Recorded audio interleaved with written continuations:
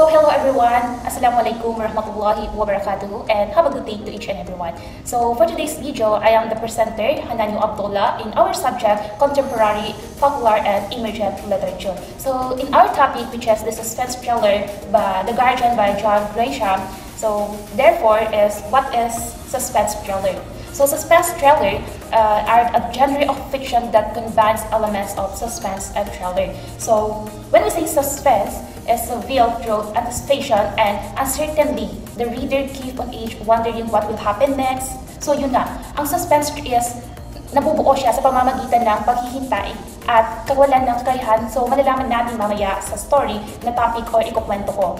Therefore, sa mga magbabasa ng some stories, nawa-wondering sila sa kung ano ba yung mangyayari sa susunod na mga kabanata or chapter. So while ang thriller naman is a fast-paced and action-packed often featuring a protagonist in a danger from a clear threat. So dito naman yung mga flow ng story na kung saan is mabilis ang takbo ng story na puno ng action at yung protagonist ay maaaring nasa panganib ang buhay niya. So yun nga, suspense thriller combines these elements to create a story that both suspenseful and exciting over than its. They have a common characteristic of suspense thriller. The first one is high stakes. So when you say high stakes is the protagonist often face on a life or death situation or a significant personal loss. The stakes are always elevated, create intense pressure. So nangyayari talaga ito sa protagonist na kung saan is naharap siya sa malaking pagsubok ng kanyang buhay.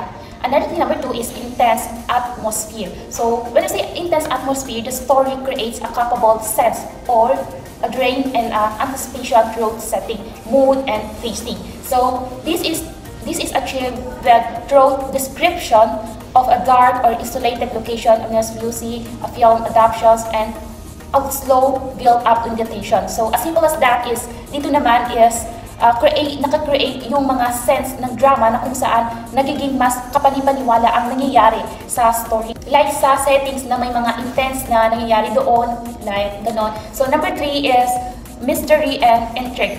So when we say mystery and intrigue, a central mystery drives the plot, often involving a crime. So a conspiracy or a dangerous secret that reveals, like yung clues are gradually revealed. So keeping the audience guessing and engages. So, ito yung sa part ng story na kung saan nai-involve yung protagonist sa mga krimen at pagsasabuatan ng mga antagonist in their some secret, or other than that is para sa mga mababasa or manunood ng story is unti-unti nang nare-reveal yung mga clues kung bakit ganun yung nangyari sa isang story. So number four is unreliable narrator. So the story may be told from the perspective of a character whose reliving is questionable, adding another layer of the suspense and uncertainty. This is forced the audience to question what they are being told. So kaya siya nasali sa common characteristic niya. The number five is cliffhanger. Chapter a sense frequently ends or dramatical change, leaving the audience wanting more or creating their anxiety about what will happen next. Kung baga, sa madaling salita is dito nagkakaroon yung mga audience or mambabasa ng questionable na kung saan is what will happen next in the next chapter. So nakaka-excite yung pagbabasa din ba. Number six is fast-paced plot. So when we say fast-paced plot, it is a common part ng common characteristic. The story usually unfolds at a break pace. So with constant twists and turns, keeping the audience engaged and preventing them from becoming bored. Kumbaga sa story is mabilis yung takbo ng story na kung saan may mga twists and turns para mapanatili yung exciting ng mga audience na mambabasa na hindi sila agad magsawa dun sa story. The next one is psychological tension. So when we say psychological tension is addition to external threats. Many suspense thrillers explore the psychological state of the protagonist. So na-highlights nito ang their fears, anxieties, and internal conflicts. This adds another layer of the suspense. So yun nga, para mabigyan diin ang takot ng protagonist sa kanyang mga hinaharap na like yung pagsubok niya doon sa story. The next one here is moral ambiguity. Characters are often morally gray, blurring the lines between goods to evil. So this is lack of clear-cut heroes and villains at complexity. So and suspense. So, nangyayari talaga ito sometimes sa mga story na kung saan is the lines of the characters maybe becomes in good from good to evil. So, kaya napaloob yung morally at nakakadagdag ito ng complicity and suspense of the story. And the last one here is unexpected twist. So, kailangan itong sometimes sa story is may unexpected twist na nangyayari. So, suspense thriller often a feature shocking plot twist that serve an explanation and keep the audience guessing until the very end. So, ang suspense thriller, ang mga unexpected twist din, yung mga plot twist na kung saan is madalas na nakakagulat or nagpapa-intense or sumisira sa mga inaasahan ng mga audience sa story na kung ano yung mangyayari. So, pinapanatili ito na ang mababasa o manunood ng story is na isipin nila kung ano yung mga mangyayari until the end of the story. That's all the common characteristic of the suspense thriller. So now let's proceed to our the topic, which is suspense thriller, The Guardian by John Grisham. So, who is John Grisham?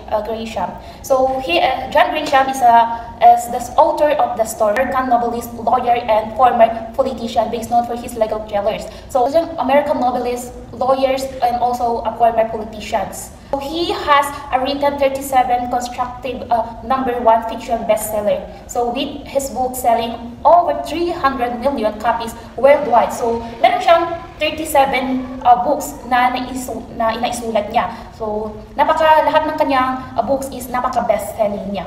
So, The Guardian is the one of John Grisham books, and it was published on October 15, 2019. So, during pandemic ito siya. So, na-publish yung book niya na The Guardian by The Guardian. He is one of only Anglophone authors to have sold 2 millions of copies of the first printing alongside Tom Clancy and J.K. Rowling. So, isa siya sa mga tanyag na author na umabot sa 2 millions yung first book. 2 million copies yung first book na naisulat niya, yung Tom Clancy and J.K. Rowling. Let's proceed to the character of the story, the Guardian. So the first one is Cullen Foss, Quincy Miller, Kate Russo, Bradley Fitniger, Taylor Townsend, and Frank Twain. So the first character is Cullen Foss, a former lawyer and a Episcopal minister who now works for Guardian Ministry, a non-profit organization dedicated to exonerating the wrongfully convicted. So si Cullen Foss ay isa siyang former lawyer and Episcopal minister na nagtatrabaho sa The Guardian Ministry. Ang The Guardian Ministry is isang non-profit organization na kung saan is ang organization na ito ay nakatuon para sa mga maling nakakulong. He is the protagonist and the driving force behind the story, which is The Guardian. So, determined to fight for justice. Also, siya yung pangunahing karakter, protagonist ng story na determinado na lumaban for the justice. The next one is si Quincy Miller, a black man who has spent 22 years in prison for a murder he claims he did commit. Si Quincy Miller is a black man. Nakakulong siya in 22 years from a murder na kung saan ni-claim niya sa kanyang sarili na hindi niya ginawa o wala siyang kasalanan. So, malalaman natin mamaya sa flow ng story. Also, he is the center figure in the story whose wrongfully conviction drives Cullen's investigation. So, siya yung center ng story na maling nakakulong, nagtutulak ng investigation ni Cullen Foss. Another character is Kate Russo, a young lawyer who was murdered in the small town of Sherbrooke, Florida. So, isa siyang batang lawyer na pinatay sa small town ng Sherbrooke, Florida. So, he died in the catalyst of the story. So, leading to Quincy's wrongfully convicted and Cullen's investigation to web of corruption. So, ang kanyang pagkamatay ang nagsimula sa story, sa maling pagkakulong ni Quincy at ang pag-investigate ni Cullen sa kanyang pagkamatay into web corruption. Bradley Fitniger, a former chief who was involved in the wrongful framing of Quincy. So, involved din siya sa maling pagkakulong ni Quincy. The corruption within a legal system in the land to which individual will go to protect their interest. Kumbaga, may mga ginagawa siyang karumad-dumad to present the corruption within a legal system and the lands para sa mga individual na protektahan ang kanyang sariling interest. So, another character is si Taylor Townsend. Si Taylor Townsend is a defense lawyer who initially represent Quincy, but as a letter intimated away feeling his case. So siya yung kauna-unahang humawak ng kaso ni Quincy, ngunit kalaunan is natakot siyang i-apela o ipaglaban ang kanyang kaso. He involved highlights the challenge faced by defense attorneys and the pressure they can face it. So ang kanyang pag-involve sa kaso ni Quincy ay nag-highlights sa hamon na mga hinaharap ng mga lawyers at na pressure na maaari nilang maranasan kagaya ng naramdaman ni Taylor Townsend. So, si Frankie, a former inmate who was incarcerated by Cullen and now works to Guardian Ministry. So, isa siyang dating nakakulong bilanggo na pinalaya ni Cullen. So, naging case din siya ni Cullen at nagtatrabaho para sa Guardian Ministry. So, he provides crucial support to the organizations and represent the hope for the redemptions and second chance. So, nagbigay siya ng mahalagang suporta sa organization ng the Guardian Ministry. So, para to represent hope, bigyan ng pag-asa to redemption at bigyan ng second chance yung mga nakakulong. So, the setting of the story is sa Cebu, Florida. So, I already ko na kanina. So, yung Cebu is a small town kung saan is namatay yung young lawyer na si Kate Russo. So now let's proceed to our story. So wala siyang movie, it is a books lang siya. Pero may nahanap na po sa website pero not totally complete siya. So yung iba is hindi ma-open. So sa 400 plus yung pages niya pero hindi siya ma-open yung ibang niya. So ang na-research ko lang is yung summary ng story. So the story begins with Cullen Post, a lawyer, and na manipulating niya yung mga characters nila. So the story begins with Cullen Post, a lawyer, and Episcopal minister, heading Guardian Ministry, and an organization dedicated to freeing wrongfully convicted individuals. So the story begins with Cullen Post. So si Cullen is isa siyang lawyer at ministry, Guardian Ministry, Episcopal na nangunguna siya sa Guardian Ministry na isang organization na yon. Nakatuon ang pagdiligtas ng mga taong maling nakakulong. So si Cullen pala is isa siyang dating pare ng simbahan, Episcopal, bago siya naging lawyer. So, sa kwento, siya ay nagbago ng karir upang magtrabaho para sa Guardian Ministry na isang organization. Nakatuon ang paglilinis ng mga pangalan ng mga taong maling nakakulong. So, ang kanyang karanasan bilang pare ay naging mahalaga sa kanyang pagdedesisyon na maglingkod sa mga taong nangangailangan ng hustisya. So, ang kwento is naka-center kay Quincy Miller na nabanggit kanina, isa siyang batang Amerikano na nakatulan sa pagpatay kay yung sayang lawyer na si Russo. So, nakatulan ng habang buhay na pagkakulong sa kabila ng kanyang paulit-ulit na pag-aangkin ng kawalang kasalanan is si Quincy ay nakulong siya ng 2 years na sa bilangguan bago siya sumulat sa Guardian Ministry para humingi ng tulong. So, si Quincy Miller is napagbintangan siya sa kasalanan hindi niya ginawa dun sa namatay na si Kate Russo. So, kumbaga, habang buhay yung banta sa kanya na pagkakulong, pero stay siya ng 22 years sa kulungan bago siya humingi ng tulong doon sa Guardian Ministry, doon sa organization na yun. Ang nakahawak ng kanyang case is si Cullen. So, ang investigasyon ni Post ay nagbubunyag ng isang komplikadong web of descent na sasangkutan ng mga makapangyarihan o tauhan doon sa ayos ng maling pagkakulong ni Quincy upang protektahan ang kanilang illegal na gawain na pangunahing nauugnay sa South America Drug Cartel. So, yun yung nangyari. Sa investigasyon ni Cullen Post is napunyag doon yung isang komplikadong web descent na kinasasangkutan ng mga makapangyarihang tauhan doon pa this part ng kwento na nag-ayos ng maling pagkakulong kay Quincy upang protektahan ang kanilang mga sariling interes.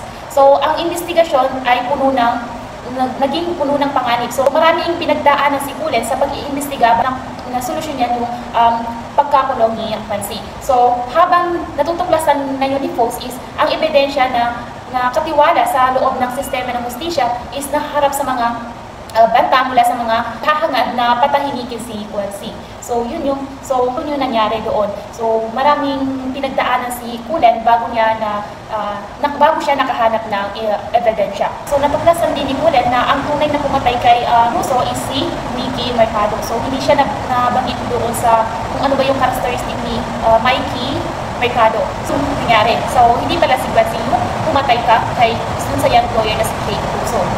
So, ang story is nag-end siya, ipalaya si Quincy dahil kay Quincy Miller. So, nakamit nila ang justisya. So, yun yung nangyari sa ito. So, nabigyan din ng justice si Quincy Miller dahil kay Cullen Post, dahil sa pag-iimbestiga niya. So, yun yung nangyari. So, the plot of the story sa exposition is ipinakilala si Cullen bilang dedikadong lawyer na nagtatrabaho para doon sa Guardian Ministry. So, lumalaban para sa mga taong maling nakakulong sangkot sa dalawang kaso ni Duke Russell, isang puting lalaki na maling nakatulan ng panggagahasa at pagpatay. At si Quincy Miller naman is isang itim na lalaki na nakakulong na 22 years para sa itay na kanyang itinatanggi kasi hindi niya ginawa yun. So, yun yung exposition. So, dalawang case yung nahawakan pala ni story. Pero ang one na kasi doon is si Quincy Miller. So, inilalatag ng kwento ang mga komplikasyon ng sistema ng hustisya, kriminal at mga hamon na kinakaharap ng mga naghahangad ng baliktarin ang maling mga pagkakulong doon. So, it is arresting action. So, sa arresting action doon, ang nangyari doon is ang pag-imbestiga ni Cullen sa kaso ni Quincy is nagbubunyag ng isang web of lies na natuklasan niya ang koneksyon sa pagitan ng kaso ni Quincy at ng pagpatay kay Kate Russo, sa young lawyer na si Kate Russo, na humantong sa kanyang paniniwala na ang mga makapangyarihan individual ay sangkot sa isang pagsasabuatan upang protektahan ang kanilang mga sekreto. So naharap si Cullen sa maraming mga hadlang at banta kabilang ang mga panganib na drug cartel, isang tiwaling shift doon si Juan at isang masamang kapaligiran sa bilang. Nangangasiwa din sa mga hindi mapagkatiwala ang mga saksi, nakatagong ebidensya at isang epektong sistema ng hustisya.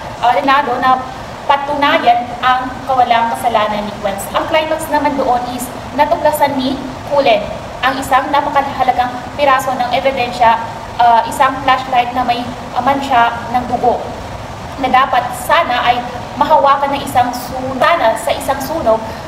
Ipinapakita ng DNA, may nangyari na DNA testing na ang dugo ay hindi tao. Natutunayan na ang kaso ng Quincy ay gawa-gawa lamang. So, yun yung nangyayari. So, hinarap ni Cullen, si sheriffs at iba pang mga individual na sangkot sa pagsasabuatan na ilagay ang kanyang sariling buhay nilagay niya ang kanyang sariling buhay para lang mapalaya si Quincy Miller at mabigyan ng justice.